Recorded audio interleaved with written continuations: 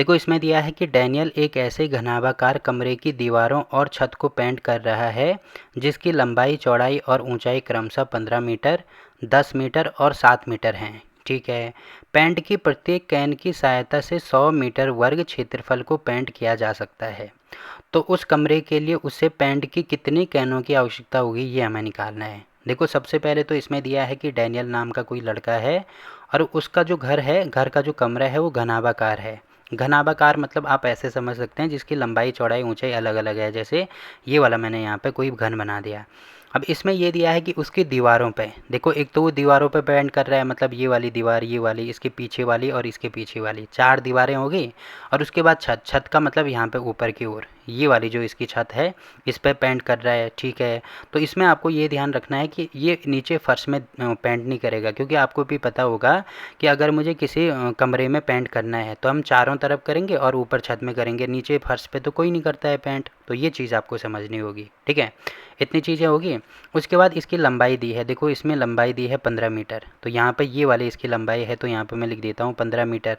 ठीक है।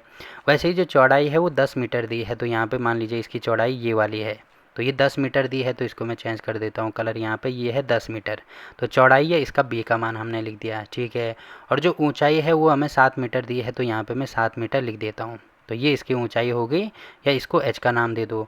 तो जो जो चीज़ें इसमें दी हैं वो चीज़ें पहले हम यहाँ पे लिख देंगे।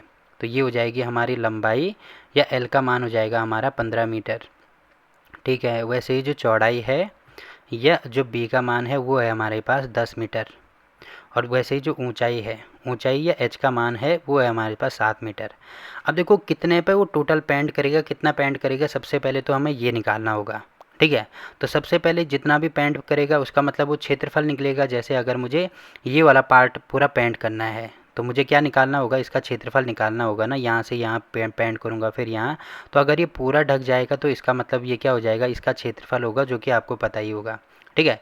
तो यहाँ पे इसका हमें क्या निकालना होगा, क्षेत्रफल निकालना होगा।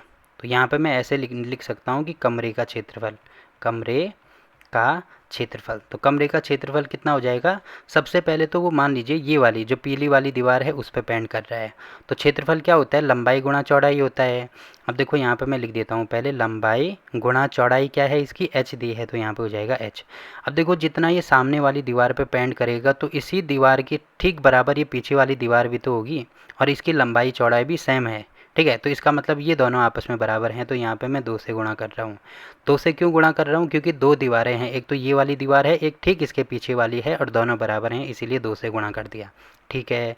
धन, अब देखो ये वाली दीवार पे आते हैं, ये वाली दीवार पे भी वो पेंट करेगा, तो इसमें भी क्या होता है, इसका जो क्षेत्रफल अगर मुझे निकालना है तो लंबाई गुणा चौड़ाई, तो लंबाई देखो इसमें दिया है बी, तो ये हो जाएगा यहाँ पे बी, इंटू चौड़ाई का मतलब ये वाली, देखो चौड़ाई तो इसकी ये वाली हो जाएगी ना, तो चौड़ाई इसमें देखो एच दिया है, तो यहाँ पे हो जाएगा एच।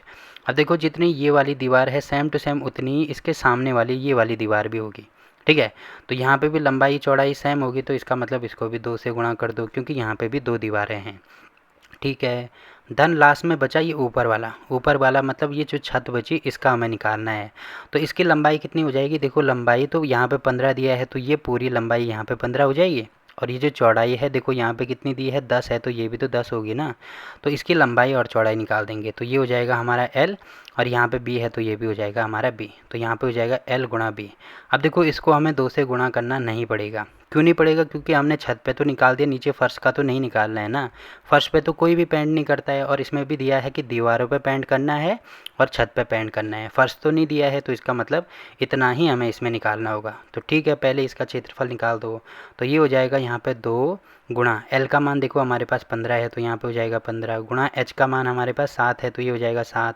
धन यहाँ पे हो जाएगा 2 गुणा बी का मान 10 है, तो 10 गुणा एच का मान 7 है, तो यहाँ पे हो जाएगा 7। फिर एल का मान देखो 15 है, तो यहाँ पे हो जाएगा 15, और गुणा बी का मान 10 है, तो यहाँ पे हो जाएगा 10।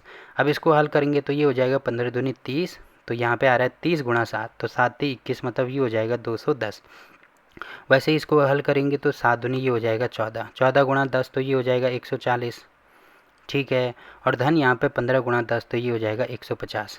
अब इन सबको जोड़ दो तो कितना हो रहा है, ये यहाँ पे अलग से जोड़ रहा हूँ मैं, 210 ये हो गया, 140 ये हो गया, 150 ये हो गया, तो 0 और 4 और 1 5 और 5 10 की 0, फिर 2 3 4 और 1 5, तो ये आ रहा है हमारे पास टोटल 500 मीटर का वर्ग, ठीक है। तो इसका क्षेत्रफल मतलब टोटल 500 मीटर वर्ग पेंट की आवश्यकता होगी उसको, या ऐसे कह सकते हैं कि टोटल 500 मीटर वर्ग पे वो क्या कर रहा है, पेंट कर रहा है। पहली चीज़ तो ये हमने निकाल दी है। अब देखो इसमें आगे ये दिया है कि प्रत्येक पेंट की प्रत्येक कैन की सहायता से 100 वर्ग मीटर क्षेत्रफल पेंट किया जा सकता है।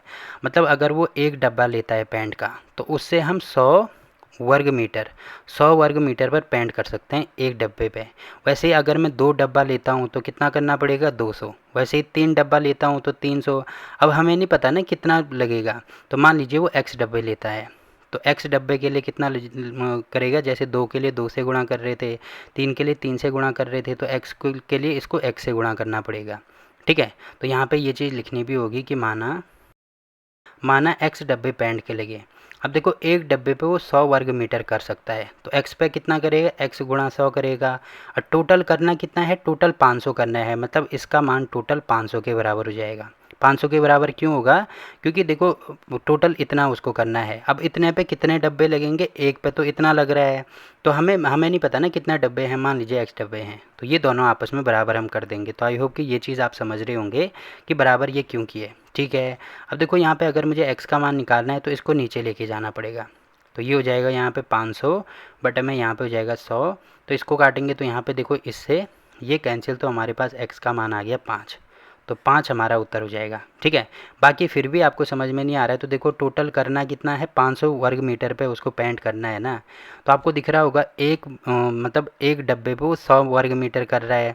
वैसे ही 2 डब्बे पे कितना करेगा, 2 से गुणा कर दो मतलब 200 करेगा। वैसे 3 डब्बे पे 300 करेगा, 4 डब्बे पे 400 करेगा, और 500 उसको करना है तो उसको 5 डब्बे लगेंगे 500 करने के लिए।